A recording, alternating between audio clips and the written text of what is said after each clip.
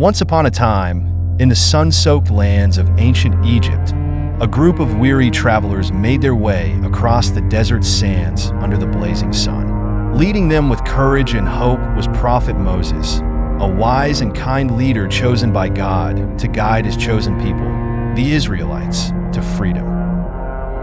They had escaped from the clutches of Pharaoh, an oppressive ruler who had kept them in bondage for years. But Pharaoh was not ready to let his slaves go without a fight.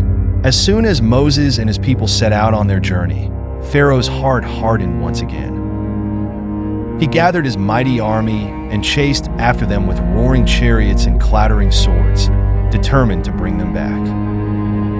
The Israelites, numbering in the thousands, walked with a mix of fear and faith. They believed in Moses and in God's promise of leading them to a land flowing with milk and honey. But as they approached the shore of the Red Sea, their faith began to waver. Before them lay an expansive body of water, seemingly impossible to cross. And behind them, the ominous clouds of Pharaoh's advancing army loomed ever closer, dust and fear rising in the air. Moses, steadfast and calm, assured his people not to fear. He raised his staff towards the sky and called upon God's aid. Suddenly, a mighty wind swept across the sea, and in that remarkable moment, the waters began to part. Walls of water towered majestically on either side, creating an incredible path of dry land through the sea. It was a sight to behold, a miracle crafted from divine love and promise. With their path miraculously opened, Moses led the Israelites through the heart of the sea. Their feet, once resigned to shackles, now carried them swiftly to freedom, their hearts beating with renewed hope and courage.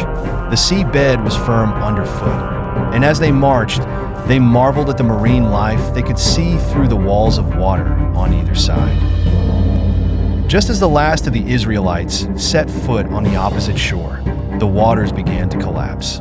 Pharaoh's army, which had recklessly pursued, was engulfed by the returning waves. The sea once again became whole, marking the end of Pharaoh's menace and the beginning of true freedom.